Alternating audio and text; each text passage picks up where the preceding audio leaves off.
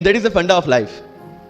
Success उन्हीं को मिलता है जो इस स्ट्रगल वाले मोमेंट से आगे निकलने की सोचता है। जब भी आपको लगे कि आपके सिर पे बहुत मुसीबत है, जब भी आपको लगे कि आप हर तरह से गिर चुके हैं, जब भी आपको लगे कि आपके पास कोई ऑप्शन नहीं है, तब एक चीज आप अपने दिमाग में लाइएगा कि यही मोमेंट है जहां से आपकी तकदीर बदलने वाली है।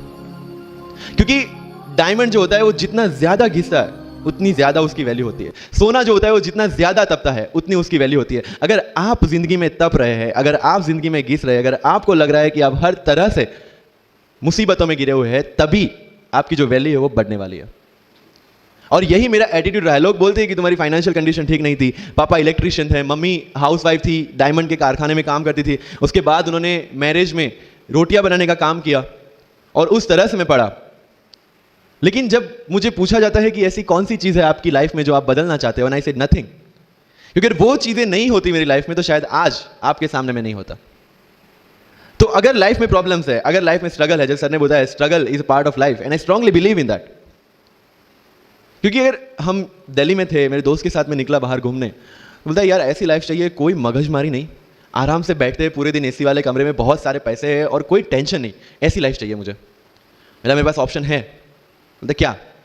बोला देख सामने एटीएम का रूम दिख रहा है, एसी वाला कमरा है, बहुत सारे पैसे, कोई मगजमारी नहीं, जॉब ले ले। क्यों आईएएस आईपीएस में दिमाग खराब कर रहा है? अगर स्ट्रगल नहीं चाहिए तो you have to compromise with that life. जब भारत वर्ष का सपना चंद्रगुप्त ने देखा, चाणक्य ने देखा, और उस भारत वर्ष को बनाने के लिए जब ये संघर्ष जारी था, और तब नंद के राजा धनानंद की डॉटर दूरदराज से चंद्रगुप्त को प्यार हो जाता है, और जब चाणक्य उनको बोलते हैं कि नहीं तुम्हें उससे दूर रहना है, और तब चंद्रगुप्त बोलता है आचार्य कभी कभी सोचता हूं कि जिंदगी में या ये भारत के सम्राट बनने के लिए इतना त्याग, इतना बलिदान ना देना होता तो। और तब चाणक्य रिप्लाई करते हैं तो हर कोई भारत का सम्राट होता। This is the fundamental rule of life, attitude. और not for UPSC, for life even. Because when I am speaking in front of you in Hindi and English, to be very clear, I belong to rural background of Gujarat, और मेरा study जो हुआ है वो पूरा Gujarati medium में हुआ है, गवर्नमेंट स्कूल में। 12th तक का स्टडी मेरा गवर्नमेंट स्कूल में हुआ है, गुजराती बोर्ड में, गुजराती मीडियम में। And yet I can give my UPSC interview in English in Delhi and score such marks. Where did it come from? कहां से आता है ये? मुझे अभी भी याद है, मेरा college National Institute of Technology Surat था, जहां पे मेरे साथ जो पढ़ने वाले बच्चे थे वो सारे सीबीएसई आईसीएसई वाले थे, और मैं एज ए एलियन वहां पे पहुंचा था, क्योंकि तब मुझे पता चला कि मैकडी जैसा भी कुछ है और उसमें बर्गर जैसा भी कुछ मिलता है। That was my first exposure to any metro city. And जब मैं उनसे इंटरेक्शन करता था और इंग्लिश बोलने की ट्राई करता था, तो जैसे संजू मूवी में इंग्लिश दिखाया गया है गुजरातियों का, जो जीरो को जीरो बोलते हैं, उसी तरह I was also like that. Mother tongue influence आ जाता है, it's very obvious. So I used to speak notes and not notes, or door and not door, or don't and not don't. So they used to make fun of me. Safin, it's not don't, it's don't. Okay, fine. I had two options. Either I stop speaking English with them or improve on that and go ahead. I decided the second option. When I started my preparation of civil services, जो English medium में करनी थी, वाजीराम में मैंने coaching किया, जहाँ पे पूरा English medium में था, सारे सब्जेक्ट्स मेरे लिए नए थे। I started from the scratch. I started from the English medium NCERT of standard 5 and 6, Gujarati dictionary, Gujarati to English dictionary, and then I started my preparation. कभी कभी ऐसा होता था कि द हिंदू का पूरा एडिटोरियल पढ़ लिया और उसके बाद आई वाज लाइक कि मैंने क्या पढ़ा। ये होगा, सबके साथ होगा। बट उस जगह अगर आप टिक गए, उस जगह अगर आपने पेशेंस रखा, उस जगह आपने अगर सर्वाइव कर दिया, तो इस एग्जाम में भी सर्वाइव कर जाओगे। क्योंकि यूपीएससी की जो रेस है उसमें कभी भी खरगोश नहीं जीतेगा, इसमें जीतने वाला ऑलवेज कछुआ ही होगा, जो स्लो बट स्टेडी रहेगा। लग जाते हैं 5 साल भी लग जाते हैं, 7 साल भी लग जाते हैं, 9 साल भी लगे हैं लोगों को एग्जाम क्लियर करने के लिए। लेकिन बिलीव में जब रिजल्ट आएगा ना, तो वो सारा सेक्रीफाइस आपको वर्थ लगेगा। आप पढ़िए लोगों के इंटरव्यूज। मैंने क्या किया कॉलेज के 4 साल में, I went through each and every interview of UPSC toppers on YouTube. Ira Singhal से लेकर टीना डावी मैम तक सबकी इंटरव्यूज मैंने देखे। For what? Just to know कि उन्होंने ऐसी कौन सी गलतियां की थी जिससे इनको इतना टाइम लग गया, और मुझे कौन सी गलतियां रिपीट नहीं करनी है। क्योंकि चाणक्य ने कहा है कि दूसरों के एक्सपीरियंस से जो सीखते हैं ना, वो जल्दी आगे आ जाता है, क्योंकि खुद सब कुछ अनुभव करके सीखने के लिए जिंदगी काफी छोटी है। I did the same. 4 साल में हर एक टॉपर का इंटरव्यू देख लिया, चीजें समझ ली कि ऐसी कौन सी चीजें जो इन सब ने की है, और ऐसी कौन सी चीजें हैं जो गलतियां हैं जो इन्होंने की और जो मुझे रिपीट नहीं करनी है।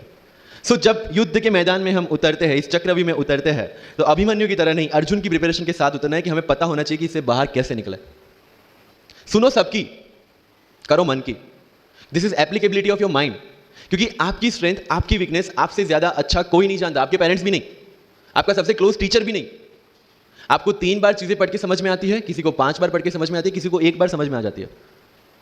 But I want follow the same path जो आगे लोगों ने फॉलो किया है, वो मेरे लिए बना ही नहीं। I have create my own path. Getting my point? Yes और नो? That's all. सर कितने घंटे पढ़े? 1 टेस्ट। रात को जब सोने जाते हो अपने आप से पूछो कि आज के दिन में कितना टाइम वेस्ट किया।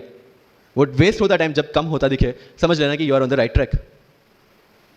Never ever go with the quantity parameters. 2 chapter खत्म करने हैं, 5 चैप्टर खत्म करने हैं, 15 घंटे पढ़ना है। No, it's very mechanical.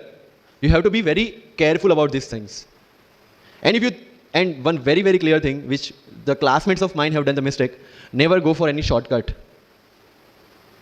It will never help you in UPSC. लोग क्या करेंगे? मंथली मैगजीन पढ़ेंगे थ्रू आउट द प्रिपरेशन, और फिर लास्ट 2 महीने में they will take 365।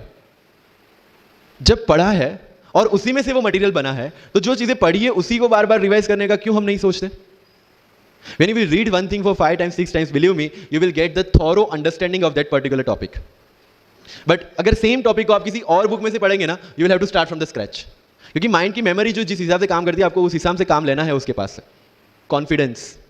Don't take certificate from others. आज तक लाइफ में हमने यही किया है।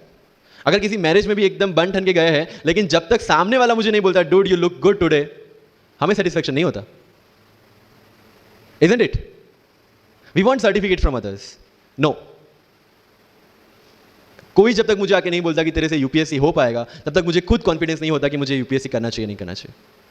या अगर कोई मुझे आके बोल देता है कि भाई 3 4 साल 5 साल तो लग ही जाएंगे, तेरे बस की चीज नहीं है, अगेन मैं सोचने बैठ जाता हूं। कुछ लोग तो, मेरे गुजरात में तो ये कल्चर है, यहां पे ये कल्चर है नहीं पता, लेकिन सम पीपल थिंक पहले एमपीएससी कर लो, पहले क्लास 3 क्लास 2 कर लो, फिर यूपीएससी के बारे में सोचो।